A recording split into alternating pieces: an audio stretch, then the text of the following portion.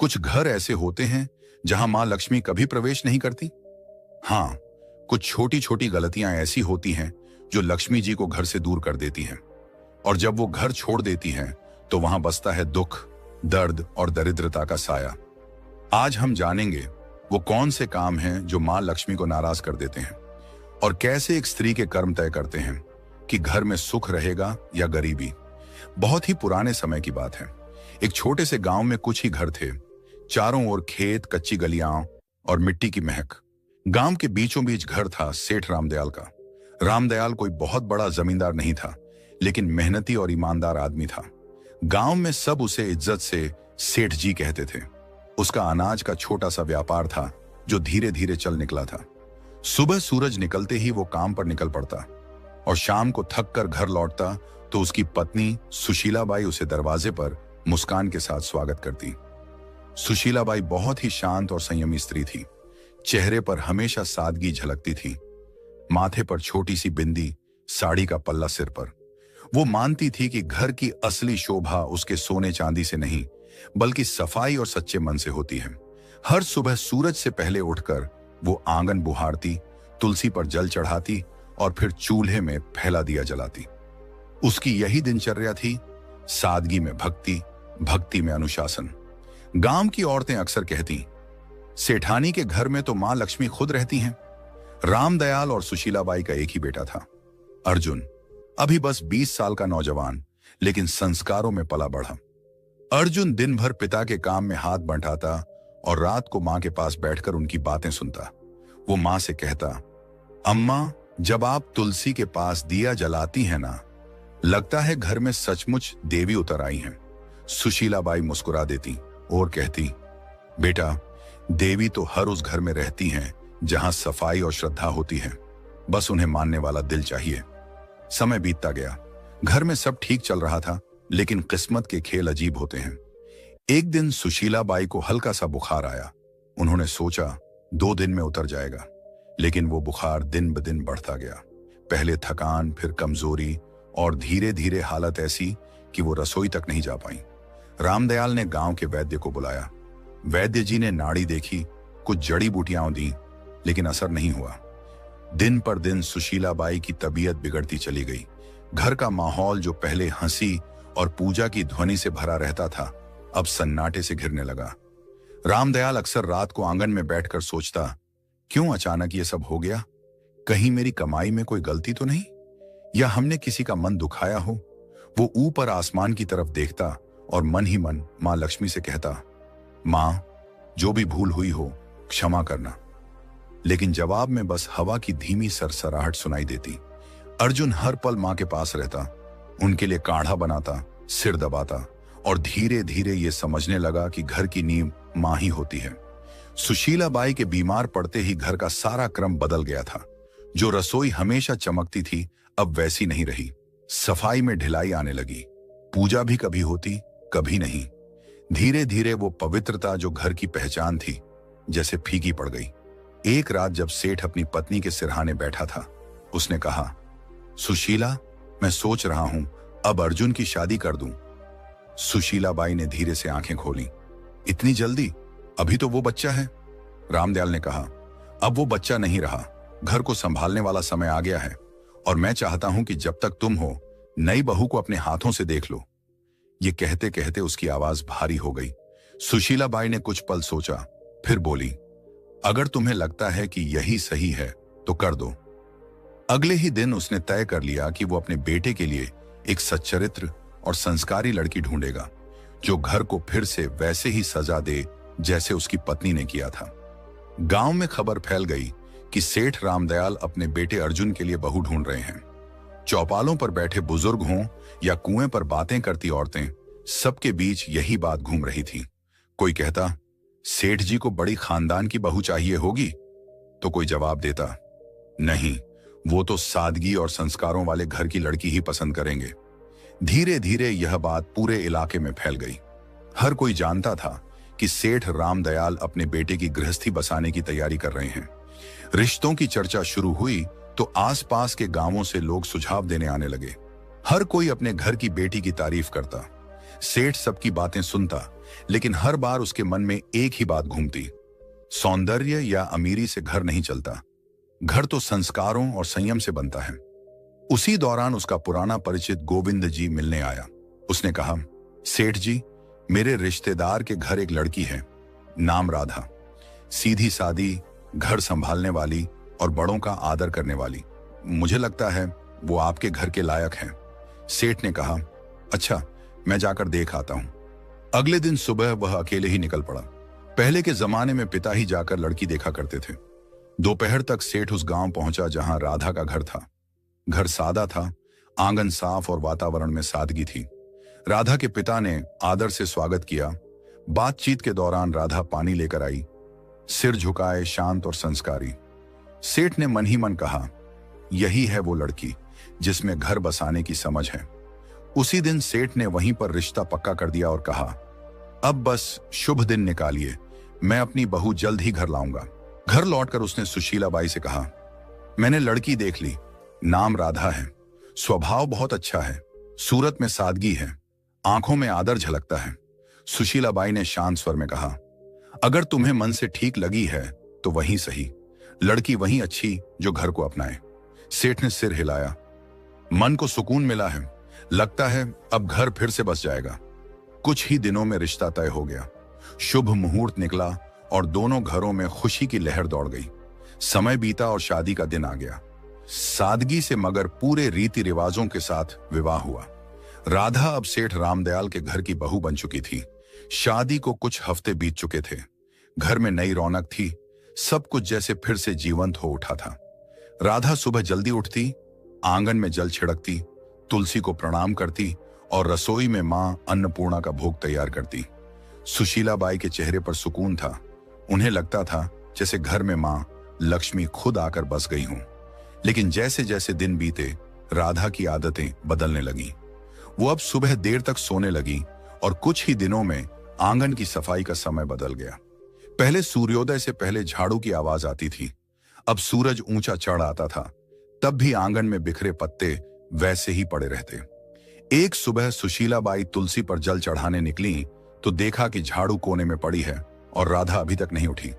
वे कमरे में गईं और धीरे से बोली, बेटी, अब तो सूरज आंगन तक आ गया, उठ जा, घर की रौनक सुबह की सफाई से शुरू होती है।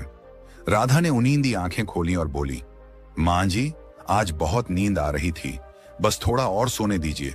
सुशीला बाई ने कहा, बेटी, देर तक सोने से मन में सुस्ती आती है और जब मन सुस्त हो जाए तो लक्ष्मी जी भी घर का रास्ता भूल जाती है। सुबह की हवा और सूरज की किरणें घर की बरकत होती हैं, इन्हें यूं मत खो। राधा ने हल्की मुस्कान दी, मां जी, मैं कल से ध्यान रखूंगी। लेकिन अगले दिन वही हुआ। सूरज निकला, आंगन में सन्नाटा रहा और तुलसी की मिट्टी सूखी पड़ी थी। कुछ दिनों बाद एक और बात हुई। राधा झाड़ू लगा रही थी, तभी झाड़ू गलती से उसके पैर से लग गई। सुशीला बाई ने देखते ही आवाज लगाई, राधा बेटी, झाड़ू को पैर मत लगाना, ये मां लक्ष्मी का प्रतीक होती है। राधा ने हंसते हुए कहा, अरे मां जी, ये तो बस झाड़ू है, गलती से लग गया, अब इसमें क्या अपशकुन। सुशीला बाई ने झाड़ू उठाकर दीवार के पास रखते हुए बोला, बेटी, यही तो गलती है। जब इंसान छोटी बातों को हल्के में लेता है तब बड़ी बरकतें उससे रूठ जाती हैं। झाड़ू सिर्फ सफाई का औजार नहीं, ये लक्ष्मी जी का आशीर्वाद है जो गंदगी दूर करती है। राधा ने हल्के स्वर में कहा, मां जी, आप भी ना हर चीज को पूजा बना देती हैं। सुशीला बाई मुस्कुराई, मगर आंखों में चिंता उतर आई। धीरे धीरे राधा का ध्यान घर की सफाई और रसोई से हटने लगा। एक रात वह खाना बनाकर थक गई और झूठे बर्तन चूल्हे के पास ही छोड़कर सोने चली गई। आधी रात को जब सुशीला बाई पानी पीने उठी तो देखा कि रसोई में झूठे बर्तनों का ढेर लगा है। सुबह उन्होंने राधा से कहा, बेटी, रसोई मां अन्नपूर्णा का घर है, वहां गंदगी छोड़ना ठीक नहीं, रात की गंदगी से नकारात्मकता पनपती है। राधा ने कहा, मां जी, आप तो बस चिंता करती रहती हैं, मैं साफ कर दूंगी ना अभी। सुशीला बाई ने गहरी सांस लेकर कहा, बेटी, जो काम शाम का हो उसे सुबह तक टालना बरकत को टालना है। साफ रसोई से ही सुख का आरंभ होता है। राधा ने कुछ नहीं कहा, पर उसके चेहरे पर थकान और अनिच्छा साफ झलक रही थी। शाम का समय था, सूरज ढल चुका था और घर में दिया जलाने का वक्त था। तभी राधा ने झाड़ू उठाई और आंगन बुहारने लगी। सुशीला बाई ने तुरंत आवाज लगाई, राधा, शाम को झाड़ू नहीं लगाते बेटा। इस वक्त मां लक्ष्मी घर में प्रवेश करती हैं। राधा ने बिना रुके कहा, मां जी, जब दिन में वक्त नहीं मिलता तो शाम को ही सफाई करनी पड़ती है, इससे क्या फर्क पड़ता है? सुशीला बाई दरवाजे पर खड़ी होकर बोली, फर्क पड़ता है बेटी, शाम को झाड़ू लगाने से लक्ष्मी जी का आशीर्वाद बाहर निकल जाता है। बरकत सिर्फ कमाई से नहीं आती, आदतों से आती है। राधा ने झाड़ू एक ओर रख दी और बोली, मां जी, मैं आपकी इज्जत करती हूं, पर अब जमाना बदल गया है, लोग ये सब बातें नहीं मानते। सुशीला बाई ने शांत स्वर में कहा, बेटी, जमाना बदल सकता है लेकिन घर की नींव नहीं। जो परंपरा से जुड़ा रहे वही स्थिर रहता है। कुछ दिन बाद एक और घटना हुई। राधा ने खाना खत्म होने के बाद झूठे बर्तन चूल्हे के ऊपर रख दिए।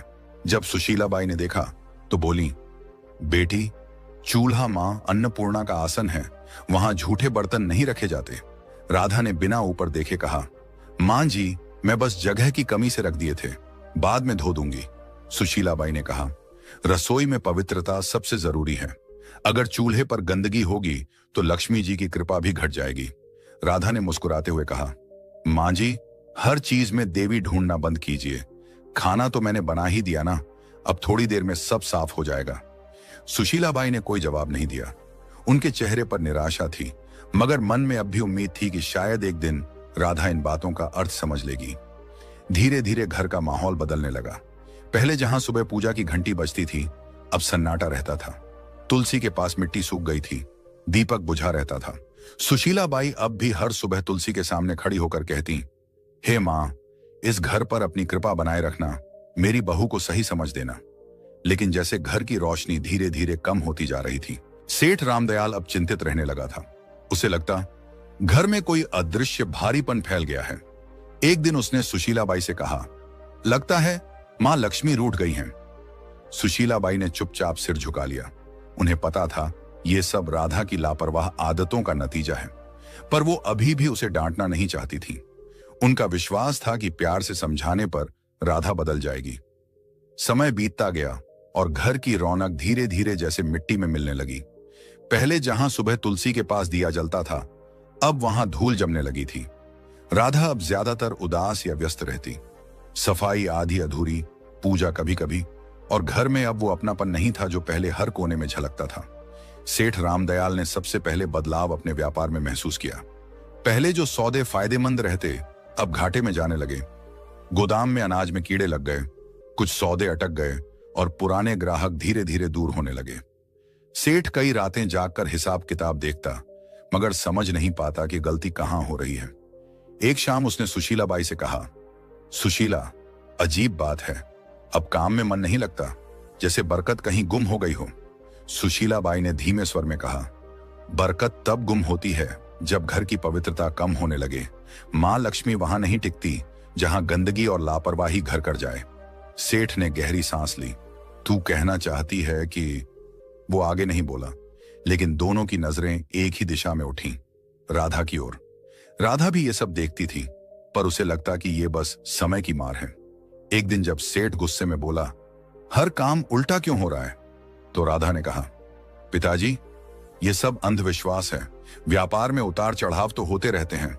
सेठ ने आंखें तरेरी। तू नहीं समझेगी बहू, जब घर की औरतें रीति भूल जाती हैं, तब घर की बरकत खुद रास्ता भूल जाती है।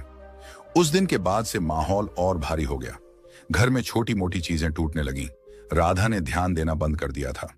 झाड़ू वहीं कोने में पड़ी रहती, रसोई में बर्तन कभी साफ नहीं रहते। सुशीला बाई अब ज्यादातर चुप रहने लगी थी। वो हर शाम तुलसी के पास बैठकर मन ही मन कहती, हे मां, अब कुछ तू ही कर। एक रात तेज हवा चली और आंगन में रखा दीपक बुझ गया। उसी पल गोदाम से खबर आई, सेठ जी, आग लग गई। सेठ दौड़ा, पर बहुत देर हो चुकी थी। गोदाम का आधा अनाज जल चुका था। गांव वाले कहते, ऐसा तो पहले कभी नहीं हुआ था। रामदयाल वहीं बैठ गया, माथे पर हाथ रखकर बोला, लगता है मां लक्ष्मी ने सच में मुंह मोड़ लिया है। घर लौटते समय उसकी आंखों में आंसू थे। उस रात घर में कोई नहीं बोला। सेठ के दिल में पहली बार यह एहसास बैठ गया था, अब अगर कुछ नहीं बदला तो इस घर की खुशियां कभी वापस नहीं आएंगी। सेठ की मेहनत, नाम और इज्जत सब एक साथ डूब गए। घर का माहौल भी अब बदल चुका था। पहले जहां हर सुबह पूजा की घंटी और तुलसी की खुशबू होती थी, अब वहां सन्नाटा था। सेठ रामदयाल दिन रात चिंताओं में डूबा रहता। रात को अक्सर बरामदे में बैठकर बुदबुदाता, मां लक्ष्मी, कहां चली गई तू? एक शाम सेठ घर लौटा। चेहरा गुस्से से लाल था। वह आंगन में बैठ गया और एकदम से बोला, बस अब और नहीं सह सकता मैं ये सब। सुशीलाबाई चौंकी। क्या हुआ जी? सेठ ने जोर से कहा। क्या बताऊं, सब खत्म हो गया। मेहनत, इज्जत, कारोबार सब झलकर राख हो गया। और मैं जानता हूं ये सब किसकी वजह से हुआ है। उसकी नजर राधा पर टिक गई, जो पास ही खड़ी थी। राधा सकपका गई। धीमे स्वर में बोली, पिताजी, मुझसे क्या गलती हुई है? मैं तो हर दिन अपने काम करती हूं। सेठ का स्वर भारी और कांपता हुआ था। काम? तूने घर का रूप बदल दिया बहू। न सफाई, न श्रद्धा, न सुबह का दीपक। जब औरत घर की मर्यादा भूल जाए तो लक्ष्मी जी भी उसका साथ छोड़ देती है। जिस दिन तू इस घर में आई, उसी दिन से बरकत घटने लगी। राधा की आंखें भर आईं। वो रोते हुए बोली, मैंने किसी का बुरा नहीं चाहा पिताजी। मैंने बस अपने ढंग से जीने की कोशिश की। अगर पूजा में देर हो जाए या सफाई में कमी रह जाए तो क्या सारी विनाश की जड़ मैं ही हूं? सेठ गुस्से से उठा और बोला, हां, क्योंकि घर की नींव औरत के कर्मों से टिकती है। अगर वो ही ढीली हो जाए तो पूरा घर ढह जाता है। तेरे आने के बाद से न शांति बची न बरकत। अब मैं तुझे कुछ और नहीं कह सकता। बस इतना कि इस घर से जा, राधा, जा और अपने कर्मों पर खुद विचार कर। राधा स्तब्ध रह गई। उसने कांपती आवाज में कहा, मां जी, आप तो कुछ कहिए। क्या सच में मेरी ही वजह से यह सब हुआ? सुशीलाबाई की आंखों में आंसू थे, लेकिन शब्द नहीं निकले। राधा के गालों पर आंसू लुढ़क पड़े। सेठ ने कड़क स्वर में कहा, अब इस दहलीज को पार मत करना जब तक मन और घर दोनों पवित्र न हो जाएं। राधा ने बिना कुछ बोले सिर झुकाया। उसने धीरे से दहलीज पार की। वही दहलीज जहां से कुछ महीने पहले उसने पहली बार कदम रखा था। और राधा बिना कुछ कहे, बिना किसी सामान के, आंसुओं से भीगी साड़ी में उस घर से निकल गई। कदम भारी थे, लेकिन मन में एक संकल्प जल रहा था। अब वो मां लक्ष्मी से क्षमा मांगेगी, चाहे इसके लिए उसे खुद को मिटाना ही क्यों न पड़े। रात ठंडी थी, रास्ता सुनसान। गांव से बाहर निकलते ही घना जंगल शुरू हो गया। पेड़ों की छांव में चांद की किरणें भी मुश्किल से पहुंचती थीं। वह एक पुराने बरगद के नीचे बैठ गई। आंसू रुक नहीं रहे थे, मगर भीतर एक अजीब सी दृढ़ता थी। उसने हाथ जोड़कर कहा, मां, जब तक आप दर्शन नहीं देंगी, मैं ना अन्न ग्रहण करूंगी ना जल। रात बीती, दिन निकला। भूख ने शरीर तोड़ दिया, पर उसका मन और मजबूत होता गया। तीसरे दिन जब सूरज ढलने को आया तो चारों ओर अचानक हल्की रोशनी फैलने लगी। राधा ने आंखें खोली। सामने सुनहरी आभा थी और उस आभा से निकला एक दिव्य स्वर, राधा। वह कांपते हुए उठी। मां लक्ष्मी, क्या सच में आप मेरे सामने हैं? मां लक्ष्मी मुस्कुराई। उनका चेहरा प्रकाश से भरा था। हां बेटी, मैं आई हूं। तेरा आह्वान सच्चा था। तेरी पश्चाताप ने मुझे यहां खींच लाया। पर बता, तू दुखी क्यों है? राधा जमीन पर झुक गई। आंसुओं से भरे स्वर में बोली, मां, मुझसे बहुत गलती हुई। मैंने आपकी परंपराओं को अनदेखा किया, सासू जी की बातों को पुरानी मान्यता समझा, और अब मेरे कारण सब नष्ट हो गया। कृपा कर बताइए मां, आखिर मैंने कौन कौन सी भूल की? मां लक्ष्मी का स्वर मधुर था लेकिन गंभीर। बेटी सुन, जब कोई स्त्री इन गलतियों को करती है, तब मैं स्वयं उस घर से दूर चली जाती हूं। फिर उन्होंने अपनी उजली हथेली उठाई और एक एक करके बताया। पहली गलती, उन्होंने कहा, जब कोई स्त्री झाड़ू को पैर से लगाती है तो वह मां लक्ष्मी का अपमान करती है, क्योंकि झाड़ू ही स्वच्छता और समृद्धि का प्रतीक है। दूसरी गलती, जब झूठे बर्तन चूल्हे पर रखे जाते हैं तो अन्न की देवी मां अन्नपूर्णा नाराज होती हैं। जहां अपवित्रता रहती है वहां मैं प्रवेश नहीं करती।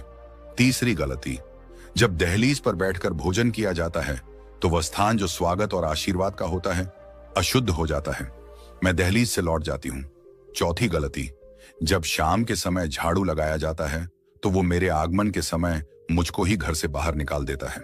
पांचवी गलती, जब स्त्रियां देर तक सोती हैं और सूरज के निकलने के बाद भी घर बंद रहता है तो आलस्य के कारण घर की ऊर्जा नष्ट होती है।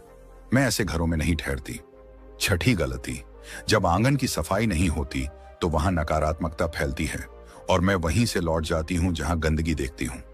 सातवीं गलती, जब झूठे बर्तन रात भर रसोई में पड़े रहते हैं तो वो अंधकार को बुलाते हैं और मैं ऐसे घरों से विदा ले लेती हूं। आठवीं गलती, जब किसी के सामने दरवाजे को पैर या थोक से ठोका जाता है तो वो घर की मर्यादा को चोट पहुंचाता है। मैं वहां टिक नहीं सकती जहां आदर न हो। नौवीं गलती, जब घर में झगड़ा और कटुता रहती है तो मेरा स्वरूप जो शांति है वहां टिक नहीं सकता। 10वीं गलती, और जब स्त्रियां अपनी पूजा, सफाई और संयम को हल्के में लेती हैं तो वो खुद अपने हाथों से सुख के द्वार बंद कर देती हैं। मां लक्ष्मी की आवाज धीमी हुई, याद रखो बेटी, मैं हमेशा वहीं बसती हूं जहां स्वच्छता, श्रद्धा और सच्चा मन होता है। ये रीति नहीं, जीवन का संतुलन है। राधा की आंखों से आंसू रुक नहीं रहे थे। उसने कांपते हुए कहा, मां, अब समझ गई, घर की रौनक सजावट से नहीं, आदर और पवित्रता से आती है। मां लक्ष्मी मुस्कुराई, तूने गलती मानी है, अब तेरा घर फिर उजलेगा। जा बेटी, अपने ससुराल लौट जा, तेरे लौटते ही बरकत भी लौटेगी। इतना कहकर देवी का रूप धीरे धीरे प्रकाश में विलीन हो गया। राधा वहीं झुकी रही, हाथ जोड़कर बोली, मां, मैं आपका वचन निभाऊंगी। अब इस जन्म में फिर कोई ऐसी भूल नहीं करूंगी। फिर उसने सिर उठाया, आंसुओं में मुस्कान थी और कदम गांव की ओर बढ़ा दिए। जैसे ही उसने दहलीज पार की, सुशीला बाई दौड़कर आई और आंसुओं के साथ बोली, राधा, तू लौट आई। राधा ने कहा, मां जी, मैंने सब समझ लिया है। मां लक्ष्मी घर में तभी बसती हैं जब सफाई, पूजा और श्रद्धा साथ हों। उसी दिन से घर में फिर रौनक लौट आई, व्यापार संभल गया और पूरे गांव में चर्चा होने लगी। सेठ जी के घर में मां लक्ष्मी फिर से बस गई। दोस्तों, याद रखिए, जो स्त्रियां घर में गंदगी रखती हैं, देर तक सोती हैं, रसोई में झूठे बर्तन छोड़ती हैं, शाम को झाड़ू लगाती हैं, दहलीज पर बैठती हैं या सफाई को हल्के में लेती हैं, उस घर में कभी मां लक्ष्मी प्रवेश नहीं करती। ऐसे घरों में सुख नहीं टिकता, बल्कि दरिद्रता और दुख का वास बन जाता है। मां लक्ष्मी उन्हीं घरों में निवास करती हैं जहां स्वच्छता, सच्चाई और श्रद्धा हो। तो बहनों और भाइयों, अगर आप चाहते हैं कि आपके घर में मां लक्ष्मी की कृपा सदा बनी रहे तो इन 10 गलतियों को आज से ही छोड़ दीजिए और अपने घर को पवित्र रखिए। अगर आपको मां लक्ष्मी और राधा की यह कहानी अच्छी लगी हो तो इस वीडियो को लाइक करें, अपने सभी दोस्तों और परिवार वालों के साथ शेयर करें।